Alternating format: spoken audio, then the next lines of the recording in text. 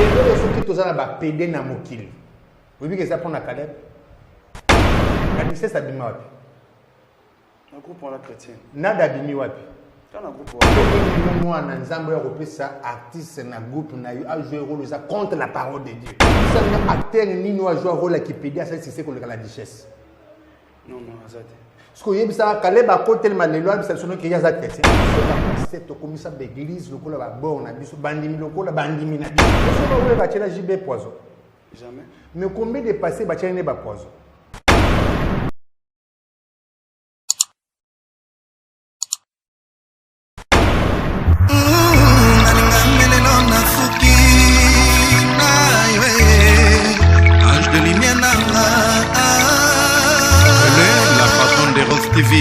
Rose TV nde makambo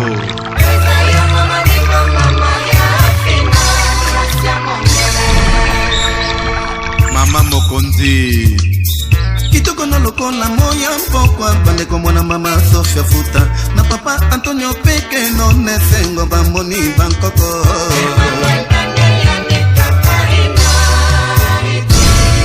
Mila Louise, la secrétaire de Rose TV, officielle.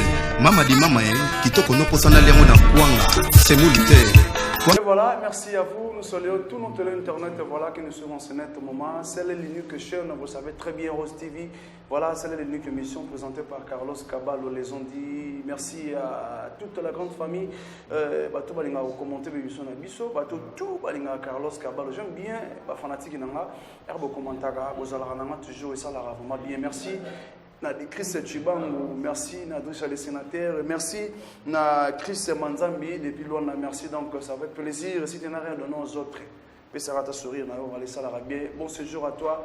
Nos skin aussi depuis loin, maman ni maman Maria Fina voilà, les lois avec un grand messier, moi en Zambé, tu bien raillé sur moi en mobile, donc tu remets un peu, tu touché point côté artiste et comédien voilà, art dramatique les lots, tu mets tu y ba qui est l'auteur, monto les lois apporta hémorragie à ma bé aussi art dramatique les lots, tout le monde va pédé, va comment tellement aimer.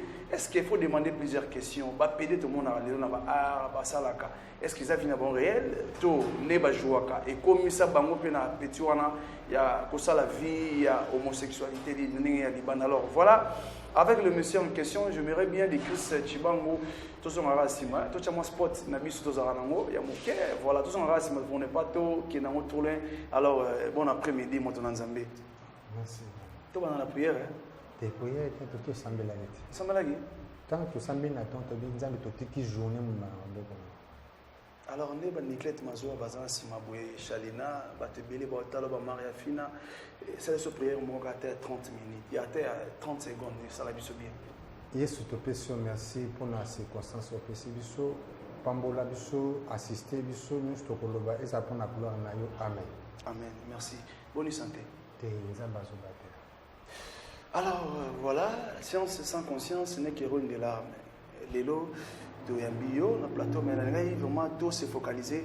dans ma musique, tout l'actualité je dominé sur le moment.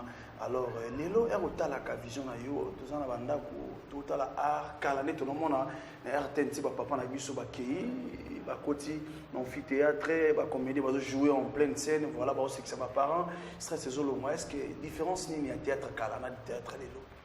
Vraiment après na kota mambo théâtre, faut na le makambo ya où il est dimanche passé. Dimanche passé. Oui, les gars qui disent. Ok. Parce que tout ça va en ensemble. Quand il y a christianisme, vie privée à la raté.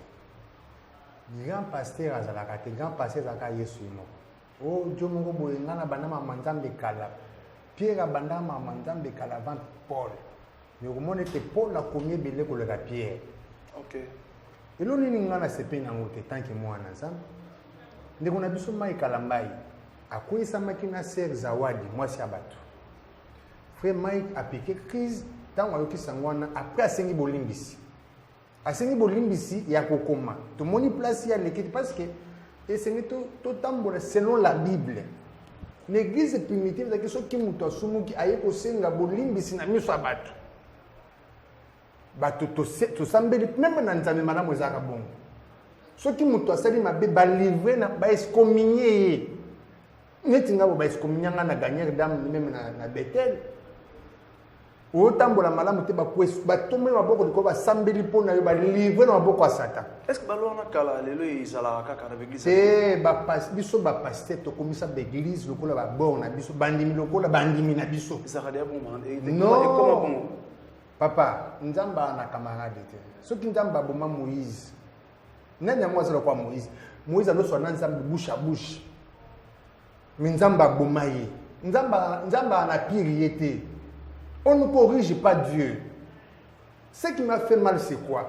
Namoni passé Kankenza, à quelle église il y a Mike Kalambai.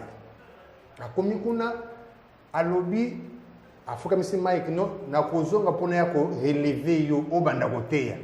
Est-ce que Mike a ça lobi l'église na nini esala ki ya Mrs. Pan? Non, lobité, na public maintenant lobité. Est-ce que Mike andimi qui a ça qui m'envoie? Aboya.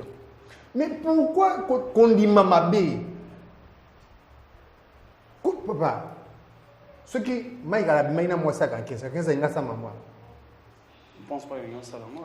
Papa, tout ça va. Mais est-ce que vous avez des preuves parce que justification na hier tout le monde essaie abi za vidéo mo boyer masquer manga vidéo tout ça une émission. Oui oui. Tout ça une émission. Et puis, c'est le gars qui fait la mouka. Oh oui, à la mouka, toi, à la mouka. Papa, on ne se manque pas de Dieu. Et Seigneur, il faut que ça soit exemplaire.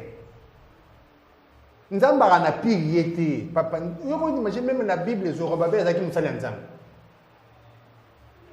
il y a un moment où on va changer le langage. Nous sommes monnaie mutumabe, mais tant que nous sommes salenzam. Nous va toujours me passer salenzam, toujours biso salenzam, toujours pour empêcher batu, ba bon la mité ma cause à bisaïe na biso. Vous entendez? Parce que quelqu'un ça qui a le bino que Mike na oya na kozonga bona ya ko relever yo obanda koteya. Est-ce que Mike a une temps ko bongo la mité? Est-ce que Mike a bondé l'Inzambe que Nzambe a épindu papa? Bon Nzambe c'est l'humilité. Pour la blâma Pierre n'a mis sur bateau. Pierre a mis Pierre oh Nzambe Yesu a tiré la ka fongola. Bazo blâmer pas Paul. Paul a mon aïe souté na bomusum. Mais Pierre a mis que tu se passe avec une semence ya bon Nzambe. Quand l'homme a une semence à bon Nzambe, a condimé a mis que tu ça. Tala tozalaka basali ya nzambe bana misala ya nzambe bandimi bazaka bana patron na biso usolana esengi biso to servir bango ezate ke biso neto o na condamné moi passer avant na bureau qu'il te bandi yazali na WhatsApp amela sum atuni ko neni qu'il bat pas tondi après abi wisa bakata adoration babeta sko ya banda na Yesu azokota batandile makuta na sima ozi place ya nzambe. Est-ce que les lots, enseigné Bisso, mon peuple périt par manque de connaissances? Est-ce que les lots, yo tant que moko ya musali na Nzambe, vous aurez peut-être vous participer, vous évangéliser pour que osunga bato ba yebite ba na connaissance té et ba mega un peu kokolisa, mais moi pour que ba s'adapter facilement à comprendre que o aza musala Nzambe o aza musala Nzambe té. Pour mona inga na organiser qui concert na bébé Maki. Bano banda o sala au concert wana. Yesu kati na ba, Yesu akipona bato masumu. Ngai na kende ko évangéliser ba mbula ba meridiamba ba bongo la mitem. Yo soka wera tshela JB poison. Jamais. Mais combien de passés ba tshela ne ba poison? Pourquoi wera tshela JB poison te? Mais biso ba passer to tshela ba poison. O sambela Nzambe solo te. Te ba twebele bazwi kombo ya Yesu comme commerce. Yo te. Te papa soki nga zwi kombo Yesu nga na biso tinga ba proposer nga $100. Babetanga na sima na boya nga ona tamba makolo te sona soki ono yi na Dubai na Dubai te na Kinshasa oboyi na boya papa so mutu ayebi oyo azali nga naleki mbongo na valeur nakoteka vi na nga ta koza mbongo. Alors le long dans le monde de la musique où ils ont au quota ou affectant facilement et là on regrette car où j'ai dit sur ça la raté au quota dans la musique où suppose à la dans Nzambe tu ngo biotique musique netini. Niti musique chrétienne musique ça ba producteur na biso nous tous en ba producteur té. OK. Et pour producteur a produit faut ça moi si. Moi c'est né. Oh. Quand il y a ce moment ba le comment moi c'est. Na ba pas tete ga. Non, et ça nga passe. on a besoin de l'ensemble cette fois-ci nzamba pesa ngamo comme producteur. Est-ce que les autres rôles ba tout le monde a une bonne vie, na vie joyeuse, les tout baka, ils ont nzamba songa bango, tout majorité batika nzambe kala. Nazo entrer de majorité batika nzambe kala. La majorité on a yozate. Naza wapi papa nazo. Dans moi ni comme ça que biso nde toujours biso ba chrétien toujours détruire masse, toujours détruire mokili. Il y a plusieurs exemples typiques. Vous voyez le groupe Sinac. Il y a Caleb. Il y a un groupe évangélique. Groupe chrétien. Il y a un groupe chrétien. C'est quoi le groupe chrétien? Ok. Les lois sont qui tous en bas pédé na mokili. Vous voyez que ça pour na Caleb. Ceux qui sont bas pédé na mokili. Bas pédé na Congo, les lois pédé bazoa valeur. La diocèse abimi wapi? Un groupe on a chrétien. Nada abimi wapi? Yo so monanga lufwa na Prince Diri badmis basa ngana artiste comédien. OK. Na tangi na sali cinéaste. Na tangi cinéma na ina na jouer na ba ve ngalufwa ve balosombo ngana jouer na groupe ya bana barumbu. Est-ce que ça va rôle va jouer rôle nini yo mwana nzambo ya kopesa artiste na groupe na yo a jouer rôle ça contre la parole de Dieu. Et c'est Caleb à l'acceptation conséquence il y a qui pédé. Il y a des acteurs ni nous a joué rôle qui pédé à ça c'est qu'on la richesse. Non ça. Parce que il y a des Caleb à côté tellement les lois ça sonne qu'il y a ça chrétien. Qu'est-ce que Caleb a contribué na Congo? Les hommes mabé oh il y a même na carte ba pédé le ba jouer valeur parce que ba moi la richesse à quel point on a qui pédé. Nada dimina kipede. Mades. Caleb. Beaucoup yeba ntete na mbuma nango. Ce n'est pas oazo benga Yesu ndaza mwana nzambe.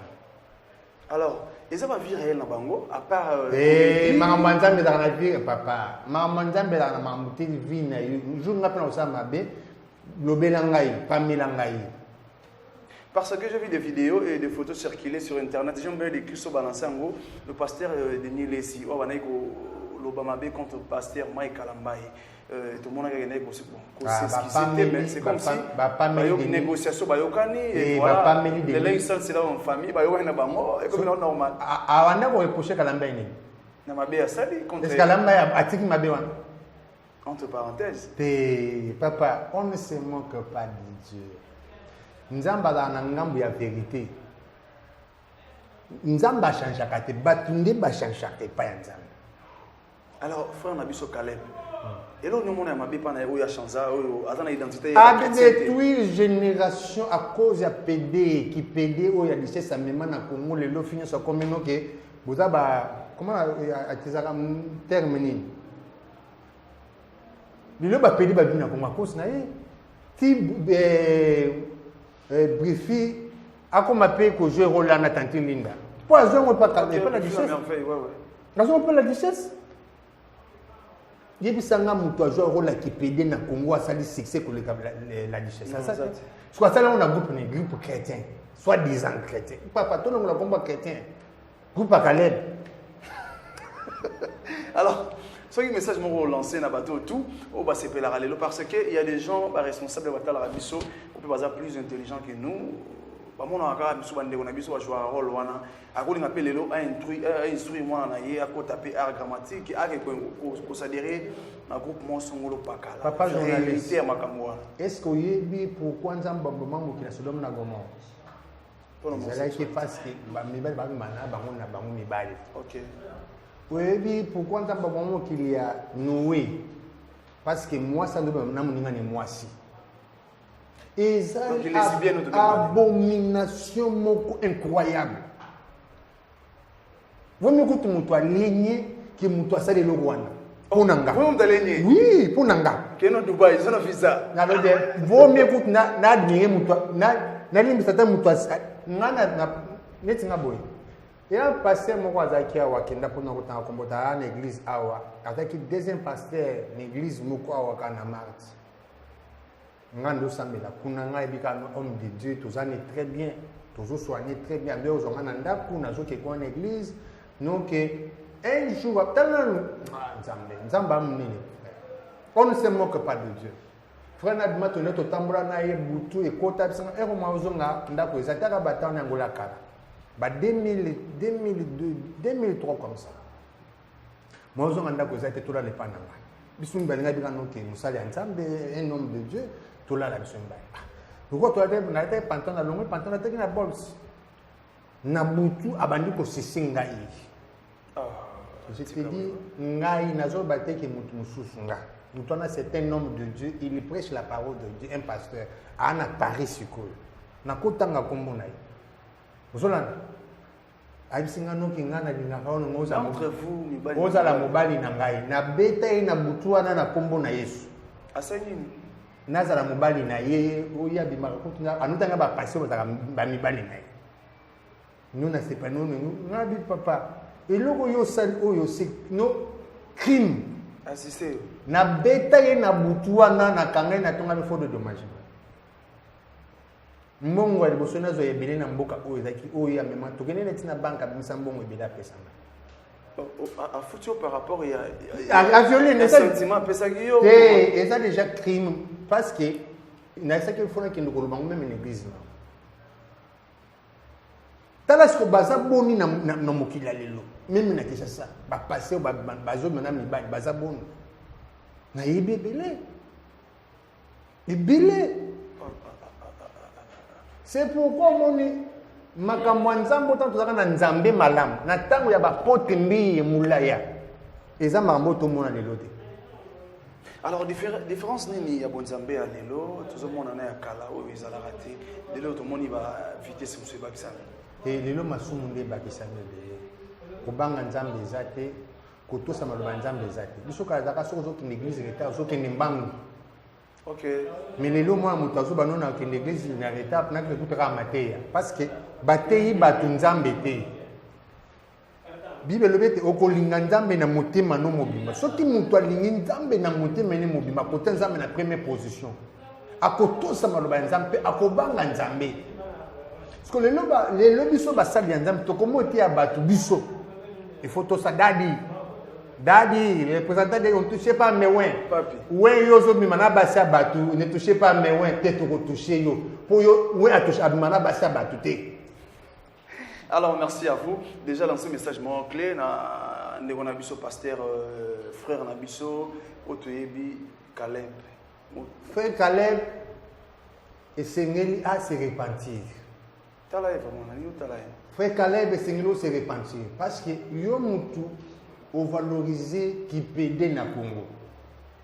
Na rôle yo pesaka la duchesse a joué rôle ya qui pédé et fouli qui pédé na Congo.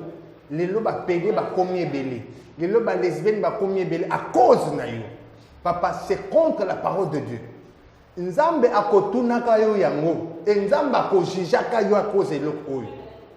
Bongola motema senga biso bolimbisi pe senga zambe bolimbisi et ko permettre susu teke rôle et salama susu na groupe pas tout blandango bato bano que ça groupe chrétien les groupes chrétiens na ba pédé na kati mais la duchesse a une femme la duchesse a marié papa rôle wana si adana mwana na ye voilà elle a toute une famille ko incarner déjà papa yebi ba pédé passer wana za mwasi na bana passer nga na bimana aina mwasi na bana Menda kwa nazo kenza kino kenda ko babimaka na ye.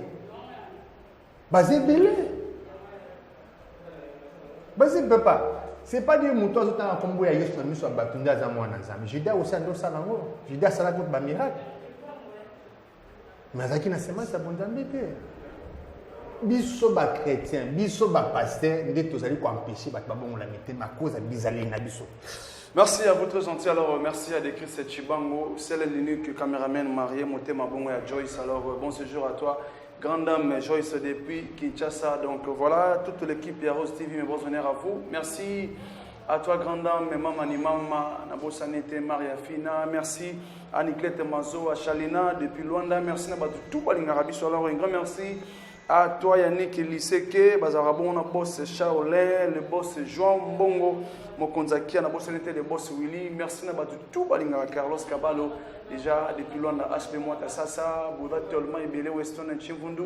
Et voilà, remerciement à Montonanzambe, Bananzambe, Bautala, vraiment.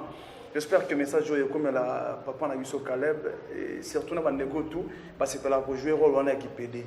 Donc voilà. Au plus c'est mon conseil. Alors remerciement à des combattants là, on a Poto, à Londres, à Paris, à Luanda, puis sous bateau à être belé. Na pesi ba na nzambe mbote sikani so bazali na siba moite bazala fanatique ya nzambe. Boda ba fanatique ya bato te. Biso bato tokoleka na biso mais nzambe akotika toujours nzambe c'est la parole de Dieu. Tozala ba fanatique ya parole. Parce que bato bako trahir nzambe. Soki Moïse ko to trahir nzambe. Et bon biso bato alelo oyo. Soki Salomon a trahir nzambe. Et bon biso bato alelo. Bien aimé, to s'attacher na nzambe, to banga nzambe. Makambo zo mona ya ba Dubai to ça l'émission na journaliste na ko parler si makambo wana. Nga yeba misanga te parce que banda déjà banda kala. Donc bokanga mananzam yom to zo banga nzambe continuer ko banga nzambe. Yom to sala ka masum continuer ko sala masum mutu na mutu akofuta ma sérieux misala na ye. Que Dieu vous bénisse. Merci à vous tous gentils donc voilà, ba remarque nous ça la biso bien. Merci à l'image de Christ Chibango, merci. Donc, on a tout battu la biso, on s'appelle la biso. On a remarqué un abino, tous les commentaires. Voilà, merci à tous les sénateurs et merci à David et Massango toujours. C'est le dernier qui s'en est bien à Luanda. Voilà, on est là, de Christ Chibango. Merci à vous.